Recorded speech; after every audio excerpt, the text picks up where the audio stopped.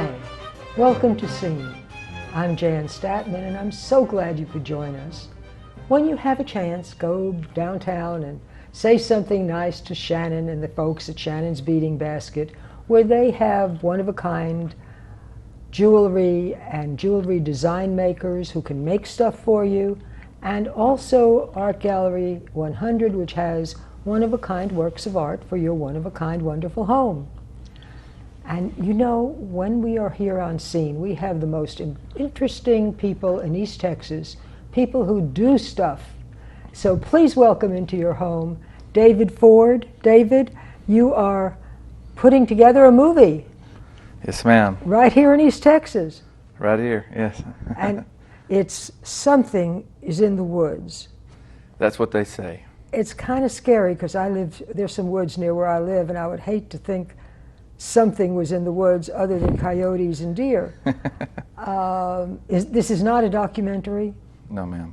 Not a documentary. This is a feature film. And not a short, but a full-length feature film. And who wrote it? I did. Oh, who directed it? I directed it, and also I had a co-director, Tony Gibson, so he directed a lot of it, and I directed some of it, and so we were kind of a directing duo on that part of it. The dreadful directing duo. Yeah. Who's produced it? I produced it, and had another guy named Mike Hall that produced it, and I also have a business partner in Waco named Stuart Miller, and he's the executive producer along with me also. So you're writer, director, producer. Who's acting in it? Who's the lead? I'm the lead actor. Okay. Is there anybody else involved? Kind of a one-man show almost. Right.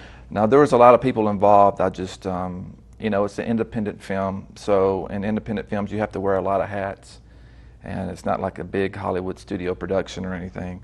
So when you want to get something off the ground, you have to do most of the work yourself. So that's kind of where I am. Indie films are that way, but some of the best films you get to see are independent films because you're not absolutely beholden to the film industry for That's what right. you do. You are beholden to the film industry to get it all out there to other people, to get people to see it. That's right. How are you going to get it seen? Well, we've already shown it and screened it at the Ohio Bigfoot Conference, which is one of the biggest conferences in North America. We screened it in Jefferson, and we also we screened it actually a couple of times in Jefferson. You know, one for the premiere and one for the cast and the crew. So yeah, but our goal is to get it to distribution, and we've submitted it to the AFI Film Fest in Hollywood, and we won't know till October if we're accepted into that, and if we are, then they'll show it in November. And that's where all the distributors go to look at. Well, I sure hope so. That would be great. So Something is in the Woods where? Where is Something in the Woods? I know it was filmed a lot in Jefferson, wasn't it? Yes, ma'am. The film is actually based on a report that I found based in Copolis Beach, Washington. And the story was called The Cowman of Copolis Beach. And I read the story, and I thought it would make a good movie. So it's about 99% accurate, you know, Okay. to the original story. And this one deals with not with the cowman, but with Bigfoot. Yes, yes. It's and it's basically the story, original story talks about Bigfoot, but the little boy, which is like 4 or 5 years old, called it a cowman. He didn't know what it was, so, but yes. Well, do you think Bigfoot is out there in the woods, or have you had any important information? Being Bigfoot's buddy here, what do you think about that? Well, you know, through my research, I did a lot of research on this film, and before I started doing my research, you know, I just thought Bigfoot was something in Northern California that, you know, a legendary mythical creature. But when you dive into the research, you find out that people are seeing like families of these type of ape-type creatures that they say live deep in the woods, and that are highly elusive. And there's thousands and thousands of reports, and people come up to me all the time, you know, and say that. You know, just the other day in Longview, I met a lady. She said, "Oh, I saw one." And I was like, oh, you did? She's like, yeah, it ran. I almost hit it with my car. I said, are you sure it was a Bigfoot type creature? And she says, it's either that or a big gorilla on 2 legs. And so there's so many people that have these sightings. We seldom have gorillas here in the woods in East Texas. It could happen, but we don't. They get out on the road sometimes, or they don't stay in the deep. I could see like down near Caddo Lake would be a good place to hang out if you were a Bigfoot, because there's so many places people don't go. Yes. Well, I'm not saying they do exist or they don't exist. I'm just kind of letting the audience judge for themselves. But through my research, I have learned a lot, especially about tracks and how some of the tracks can't be hoaxed and some of the things can't be hoaxed. You know, you got to look at some of the research. You know, like the mid-tarsal break in the foot of the tracks that they found with the dermal ridges. That just can't. Explain that. I don't understand. Well, we all have a break in our foot. Ours is up here around our toes. This type of creature, or like an ape, has it in the mid-tarsal area in the foot, so they can longer toe kind of area. Yeah, and they can actually tread more dangerous ground or whatever, you know. So, and then there's these dermal ridges in the tracks, which, you know, like fingerprints on our foot, you know. So there's a lot of those. So the scientific community is divided. You know, some people say, where are the bones, where this, where that. But if you look at the research, you know, there are explanations for all these things. Why aren't there? I mean, if there are scary things out in the woods, and then we don't know that they're scary, do we? I mean, they may not dislike us. They just want to stay away from us because they have some good sense. If there are scary things out in the woods, how come nobody's found bones or remains or parts of a dead Bigfoot? You know, of course, you always come across deer horns or antlers and stuff. Well, there's a theory that they bury their dead, you know, or that they cover it with dirt or limbs. I'm not saying that's the case. I don't really know, but you know, they did a study on some kind of chimp bones or ape bones are hard to find in the forest because of the rate of decomposition in tropical areas, or especially and that's where these things are often sighted, or in you know, in the woods where it's like moist and stuff, and the bottoms near creeks. But I'm not saying that they exist again, but people if they did, but people are seeing them. There's reports every day. People are seeing them. You know, they said 300-pound chimps didn't exist. You know, they recently discovered those. I don't know, maybe like in the last 10 years.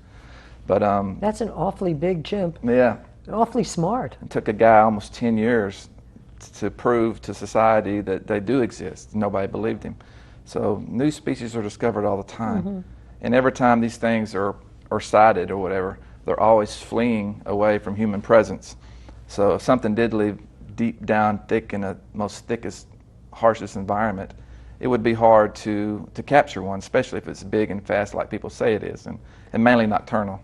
And if it was in the big thicket, someplace like that, you'd never find it. Yeah. There people have gone into the big thicket and never been heard from again. Yeah, there's a lot of sightings down there too. Really? Yes. Well, that would be an interesting place, because if there were a species that were kin to humans, they're humanoid, and they're also kin to apes. They're ape-like.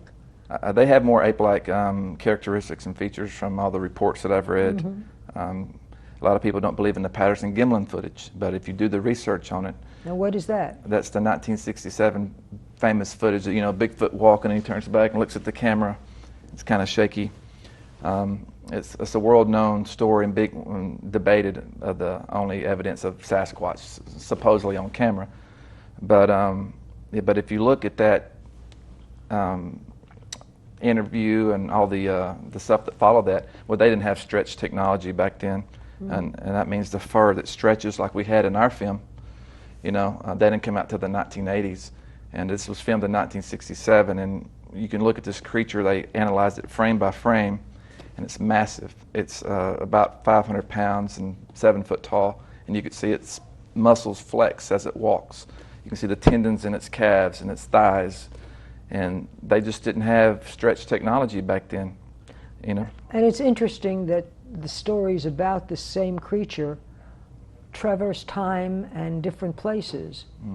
I mean, Sasquatch is not an English word. That's came from an Indian term. Came from American Indian. So they saw something. They also call it Chiatanka, And you know, there's lots of big names. The Big Man, the Protector of the Forest. You know, there's lots of names, and they don't believe it's a legend. If you ask the Indians and stuff, I mean, it's part of their heritage. You can see it on their vases and their baskets that's weaved in there and stuff. So they've had a lot of experience, I guess, with it. You know, so.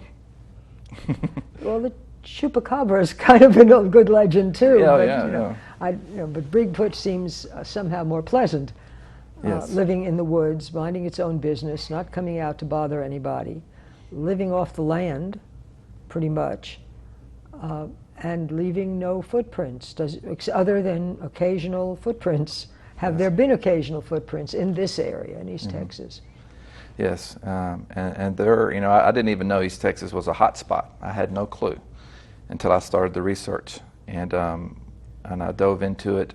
And there's actually a website called TexasWoodApe.org, and you could actually go in and look at a lot of the reports. Now, it's not all the reports, but not everybody reports what they see. And I've talked to a lot. Understandably. Yeah, a lot of people don't want to be criticized or ridiculed or anything, but there are people that do come forward and put a report in. A lot of them are anonymous, but you can read those reports. They're very interesting, and once you start reading one, you have to read the next one and then the next one. So. And most of us don't go out in the woods after dark. That's right. So we wouldn't see something like that. We have all become fairly urban, and we just don't go in the woods after dark. And they're mainly nocturnal. They actually come out more at night. Nobody knows where they sleep during the day. Some people say underground. Some people say little caves or in the thicket part where, you know, only deers and stuff can traverse through. But that's when a lot of the sightings are, and a lot of people hear the screams and stuff like that. So. Bigfoot screams? Yeah. They supposedly travel in families like gorillas. They make stick structures like gorillas. I actually show that in my film, where there's like a teepee type structure in the woods, and that's reported a whole lot, you know. So if you kids are out playing in the woods and you see a teepee type structure, tell somebody. Tell David. He'll come check on it. Let's get back to your movie, Something in the Woods. You have a young child in the movie. Yes, ma'am. And he sees the Bigfoot.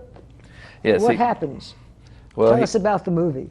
Well, it's basically about a family in the 1967 era, and they lived deep in the woods. But they lived in Copolis, Washington.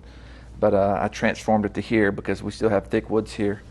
But he sees this creature and he calls it a cowman, and nobody really believes him.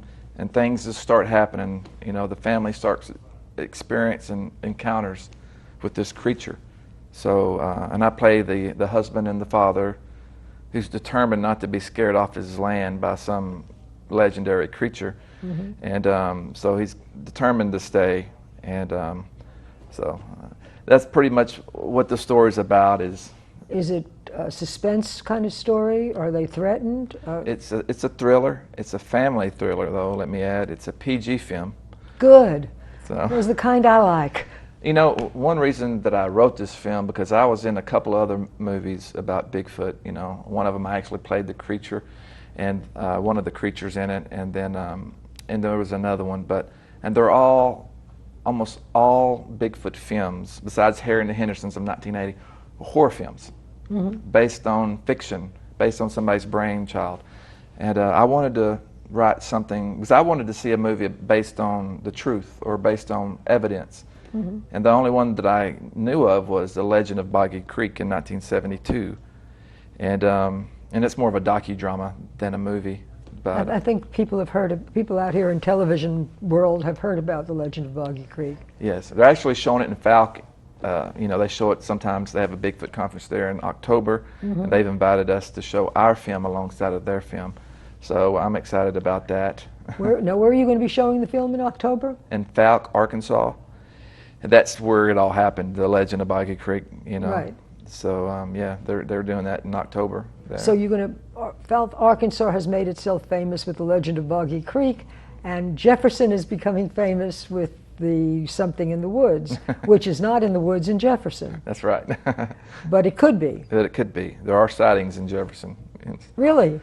Yeah, I was actually a teacher for 9 years in Jefferson, and like my last year there, I met a teacher who said, "Oh, they live on our land." I was like, "Oh, really?" You know, you always ask that. Well, it's sort of like the aliens came in. Yeah, yeah.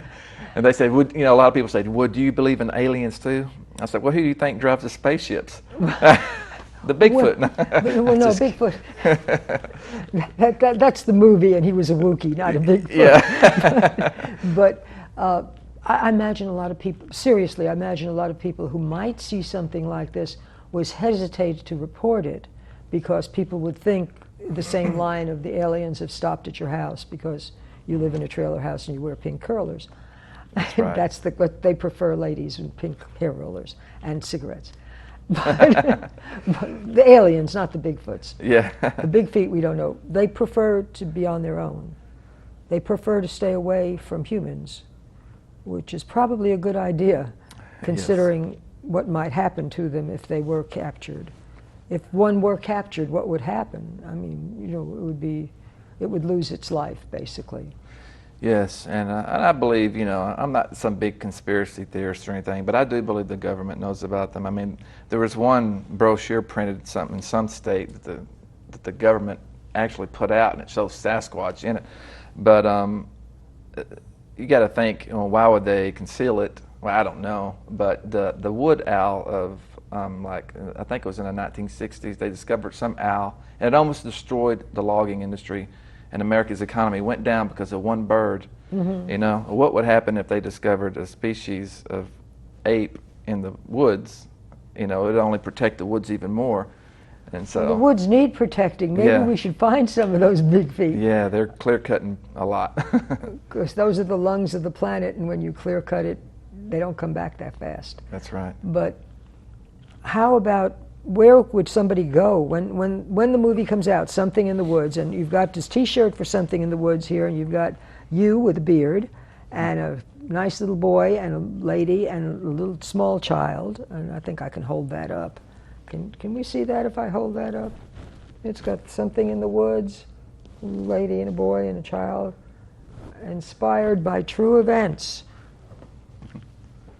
Interesting.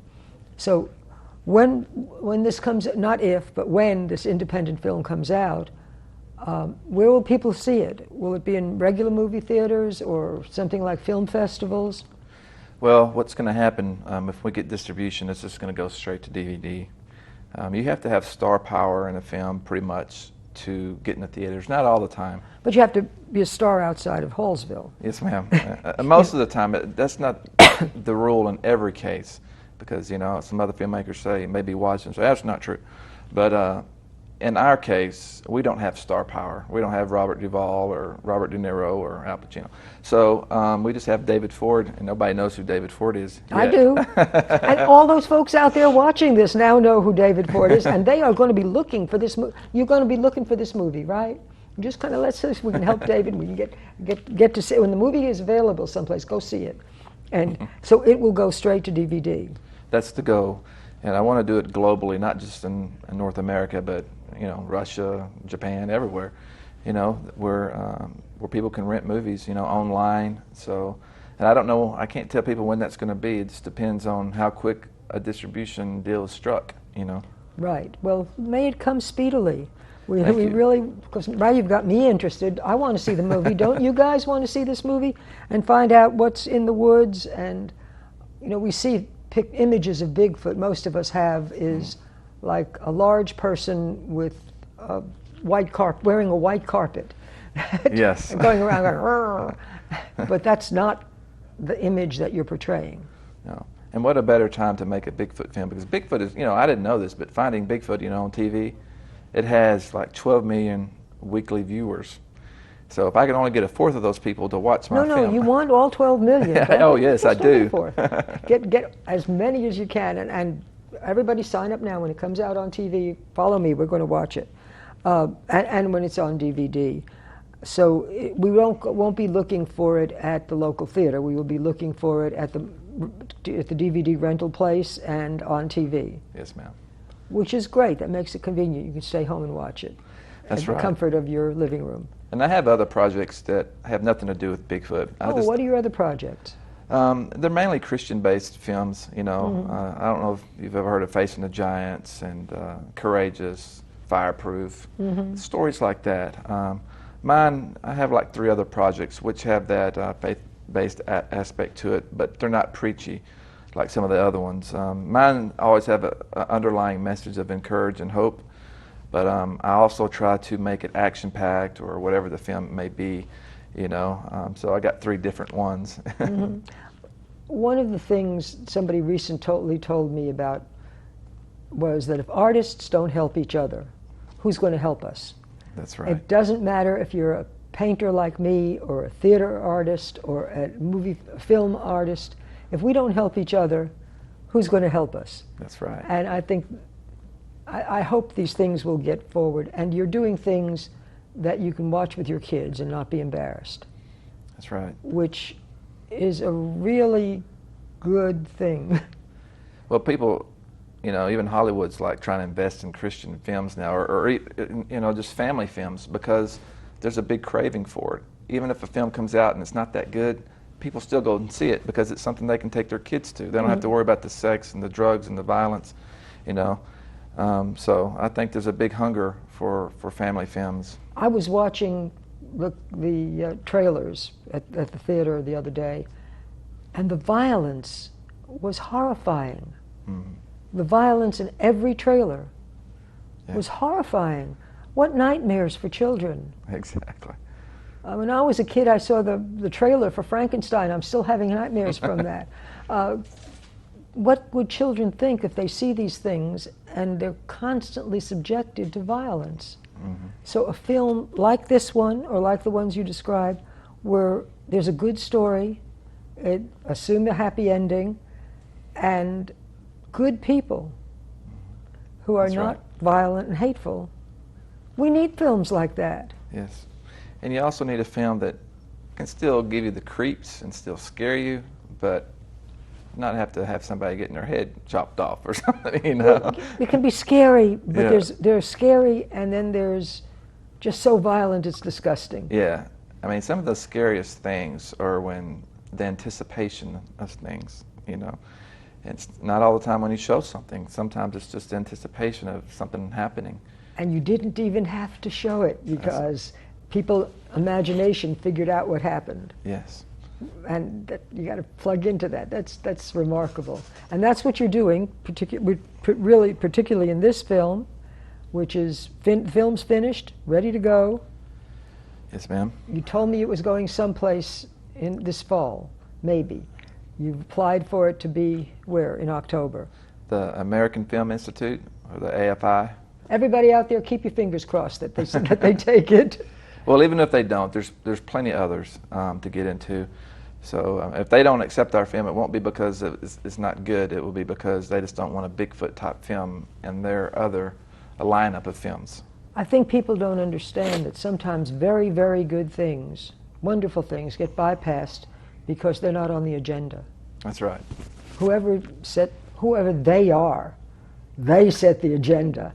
And if Bigfoot is not on the agenda this week, well, you have to go someplace else this week. That's right. And you know, a lot of people don't know this, and you probably didn't either, that I made this film on sponsorships and donations. To be honest, we had less than probably $3,000 to make this film. And but we fed everybody on set like great meals. You know, we had steak and ribs one day, you know, and so everybody ate. I figured out the secret. If you want somebody to do a good job and work for you, feed them good. Right. And they'll turn flips. And with some extras, particularly, it's probably the only meal they're getting that day, yes. so it's really a good thing. But my other films I can't do this way. So I'm hoping this will be a stepping stone. Because you can't go to investors for your other projects and say, hey, I need $500,000 to make a movie. They say, well, what have you done? Nothing. You know, so you have I had to show some really good ideas. Yeah, some good ideas. So, but you have to be able to show them something. And if I can say, hey, this film I did with almost nothing. It got distribution. It's doing well. What do you think? Just imagine what I could do with a budget. You know. Well, Spike Lee's first films he did by maxing out his credit cards. Yeah. So, and look where he went. So, Exactly. you can make a film that cheaply. You'd think the cameras would cost that much. Well, today with digital technology, cameras aren't that expensive. And you know, back in the day, you know, all movies were shot on was it 35 millimeter film or something And like you had to that. buy the film. And the film rolls itself were like thousands of dollars, you know. Mm-hmm. So yeah, I couldn't have done it then. But now, with new technology, I think anybody can make a movie, even with your cell phone. It may not be good, but Don't bother. Don't try it. Well, I don't know. Try it. You never know what can come you out. never know. You Even never a know. short, really good short film could come out. But yours took a lot of planning, writing, and Yes, ma'am. it just sounds fabulous. And it's going it's going to do good things for East Texas, because every time somebody from East Texas succeeds, the rest of East Texas looks good. That's right. So bring it on home. It's going to be a successful film. Something in the Woods, a little bit creepy, but not that creepy. One-man show, a David Ford production, which will someday be up in lights, and what was the most exciting thing that you did during producing the show, other than giving everybody a steak for working? The most exciting? Mm-hmm. Well, I think just during the filming of it, you know, we had lots of challenges. I came into it very sick. You know, I was in the hospital for like 2 weeks, like 3 days before filming. The first 3 days of filming, I could hardly stand up. Oh my! And I was forgetting simple lines, and even the kid actor, who was a first-time actor, he looked at me and said, "You're forgetting your lines." You know, I was like, "I know, just work with me here." But so I went out. Somebody holding it up on a piece of cardboard. I was just so exhausted from throwing up and just losing a lot. So I lost like 15 pounds. Oh my! You had a terrible whatever it was. It was bad. I ate some bad crawfish, I think, but That can kill a movie. but you know, I went out, prayed, came back. There's your movie, The Crawfish That Killed Me. Yeah. But I went out and prayed. I was like, Lord, you brought me this far. I need your help. I came back in like 2 minutes later. I felt fine. You know, I mean, definitely boosted my faith, and I started from that point on. I was clicking. Remembering the lines. Yes, but I don't want to take credit. I mean, I couldn't have done it without the other director, Tony Gibson. I mean, he stepped up to the plate. Mike Hall, the other producer, stepped up. Everybody stepped up. I can't thank everybody, but Well, who is the lady? Who is the larger child? the larger kid is Dashiell Smith. He's from Austin, and the lady's Angela Harger. She's a good friend of mine, and she's actually moving to L.A. this month. You know, to try her hand out there. Oh, lots of luck. Yeah, I'm gonna try to do it here. You know. Well, Look out, Matthew McConaughey, coming for you. okay. Matthew started as a little blonde kid living around the corner, so he's gone far, and it shows that it can be done. So Yeah, he's an inspiration. He shows that if you're from East Texas, it doesn't matter where you're from, that you can succeed if you believe in yourself. And you have the right connections. That's right. So you've got to find the right connections, and you've already done at least one movie. You've got 3 more on the way. 3 more. And so when you talk to those big money folks, you can say, this movie's a success and we've got these others, and let's have more than a few bucks to shoot the movie at home very carefully by ourselves. That's right. And I don't know if it's okay to tell your viewers the website to go to. Please, give us the website. It's www.sitwmovie.com. www.sitmovie.com. SITW. It's short for Something in the Woods. Something in the Woods. Say that again. www.sitwmovie.com. Fantastic. Thank you, David. We've been speaking with David Ford, who has brought us information about Bigfoot and about Something in the Woods, his forthcoming movie. Watch out for it. I'm Jan Statton, and y'all come back and see us. Bye-bye.